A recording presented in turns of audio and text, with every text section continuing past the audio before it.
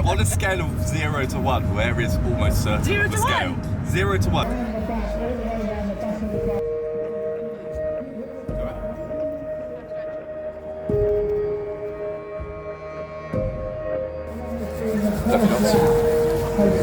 Thank you for being supportive.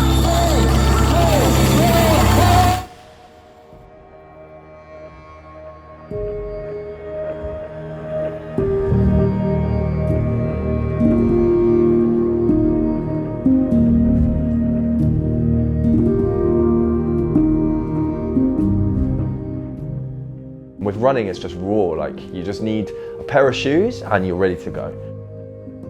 There's no excuses. Like, take your running shoes, take your rain jacket, and wherever you are, you can get on with it. And I love this. Like, there's something raw about it.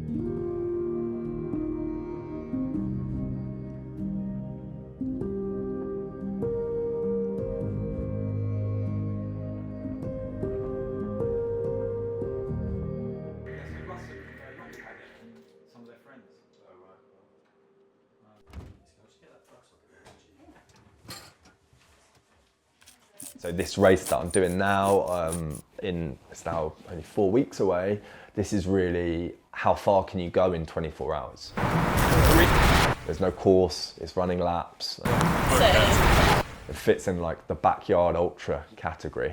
So I'm seeing, yeah, how far can you go in that 24 hours. Yeah, this is too painful.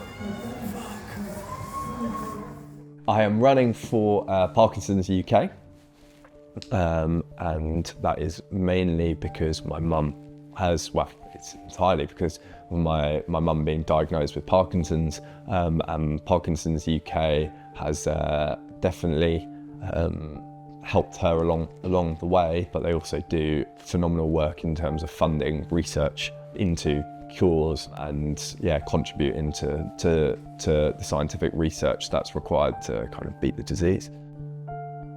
So my mum came over in her 20s with her mum to visit some family who had located here, and they were here for a short while, I think like a few weeks or maybe even a couple of months, and then my grandma decided to go back to Sri Lanka, and my mum decided to stay here and see if she could make a life for herself here.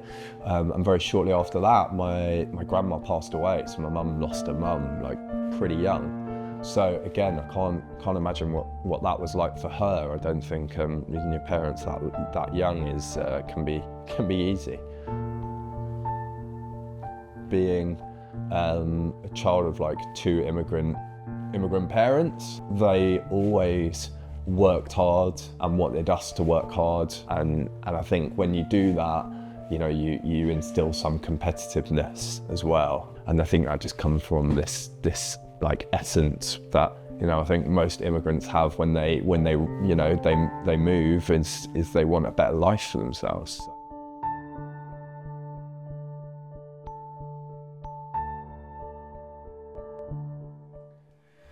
There were other values that my mum and dad really taught, and they really taught me to like value education and learning, and that was like always going to be your currency to making your life better.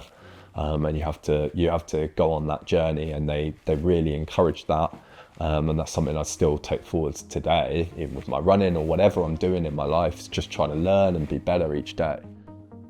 That work ethic and that passion and really taking that to everything that you do. Make sure you do everything as best as you can and don't do anything half-assed really. But there's also a pleasure and a fun in it that, you know, you get to experience. I think that's like, those have been absolutely like invaluable.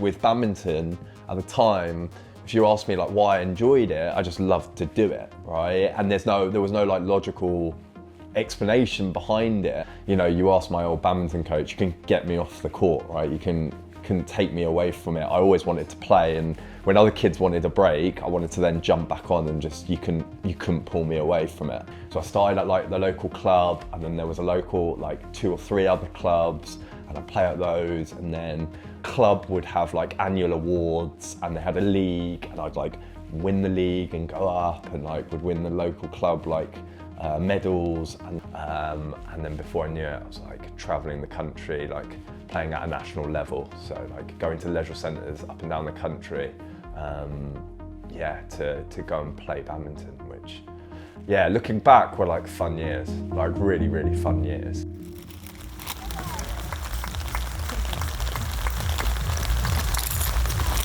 You're ahead of schedule. Yeah. You're already a quarter of the way there. I can swap my knee out. Yeah. Yeah.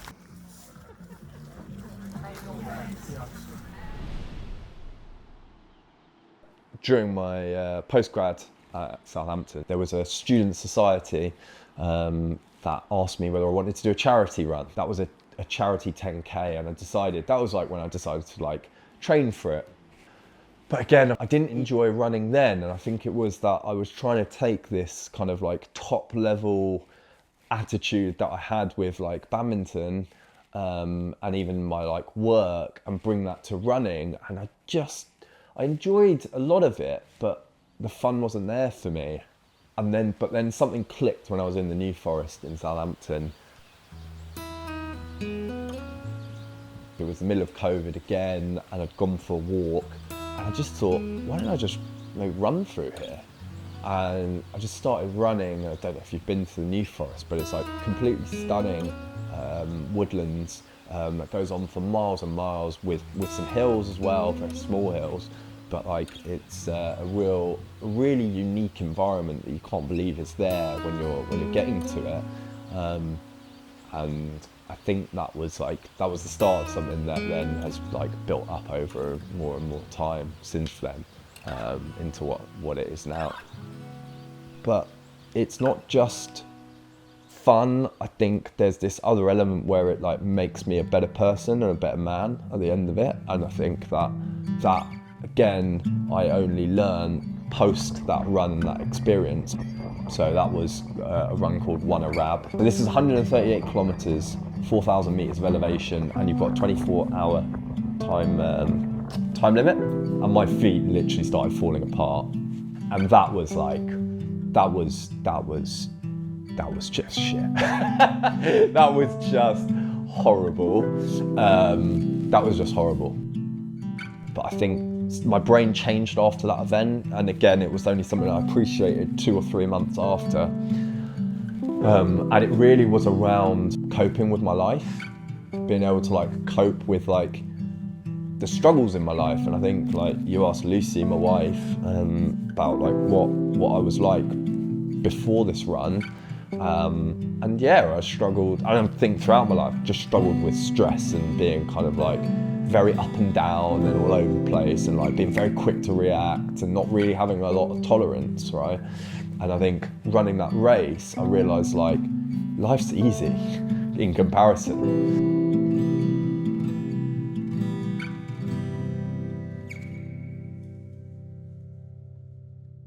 What do you need? Some electrolytes.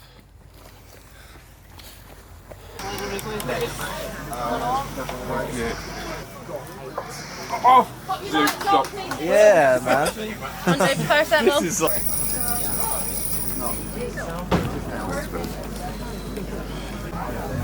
Just 2 scoops into that.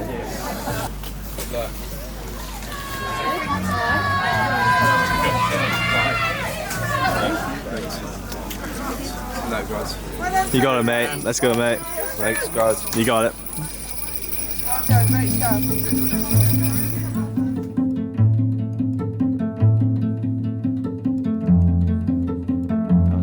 So my mum was diagnosed with Parkinson's around just probably over 15 years ago, not quite 20 years, but about 15. So in my early teens, she was diagnosed. How I remember it as a kid is that we were on a holiday, I think, in Portugal. What I remember is we were being active outside, and me and my dad and my brother were, I think, were playing tennis or something like this, and my mum was like, I'm trying to be active by maybe walking around. She didn't want to play, and walking around, and she was just struggling to move and finding it hard. And they thought initially it was arthritis, but I think it took a little while to get the diagnosis of going through different tests and seeing different specialists. And they eventually landed, I think after a few months or a year or so, around this time, but a little while, landed on the diagnosis of Parkinson's. I think life is a bit more difficult for her now, and doing it's got to the stage where doing the everyday things has started becoming hard. But you know, my mum doesn't complain. I've not seen her complain really in my entire life about, you know, having Parkinson's, which maybe to her detriment, but she soldiers on, and I think that's I think reflective of like this conversation we've just had, right, about and are having around hard work, perseverance, and pushing through. Going back on her life and thinking about, you know, coming to the UK, taking those risks and that gamble. You don't know if it's going to work out, what your life's going to be like, but trying and giving it your best shot. Yeah, for sure. And just having that perseverance to say that I'm gonna make this work, and I'm gonna just push through and carry on, and I'm gonna like still try and enjoy my life. So she's doing now, like, yeah, I don't think you could be handling it, or she could be handling it any better.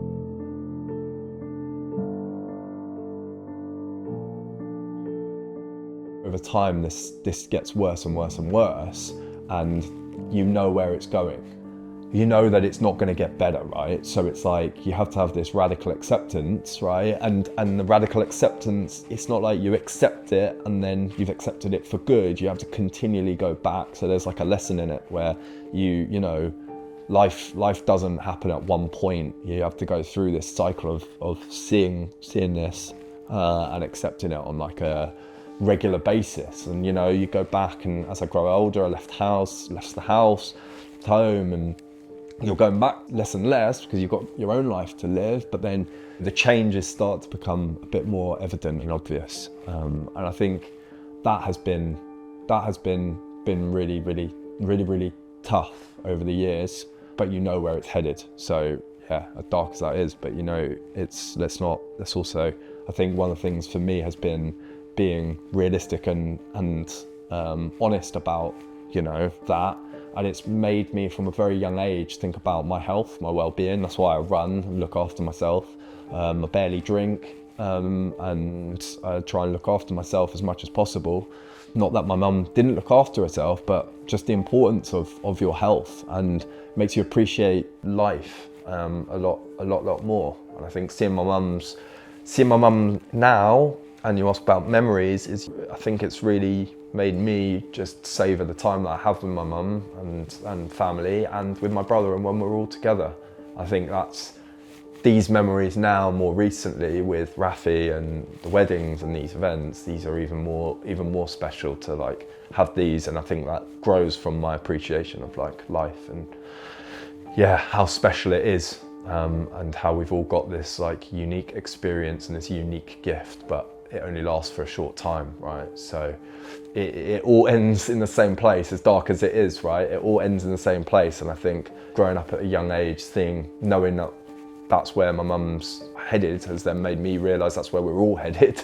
And yeah, you've got to enjoy the ride, you don't have a choice. And I think, yeah, the quicker you accept that, quicker you like understand that, I think there's also some like unbelievable like freedom that you then experience in your life. And I think that's, yeah, without the tragic sadness, you can't have the like over elated happiness. They go hand in hand, right? So yeah, I think that's the positive you take from these experiences as you grow and gain an appreciation for life. And yeah, despite the difficulty, you grow to like find the happiness in that, and it's incredibly freeing. But it's taken a long time to realise that, right? But yeah.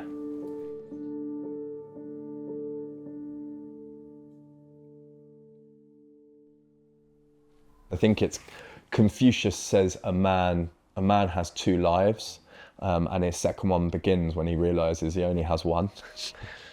And like, this is like, yeah, this for me is like completely like sums up how I see this, and yeah, I think that's definitely been, I guess, diffused into me from this situation, or seeing my mum have Parkinson's.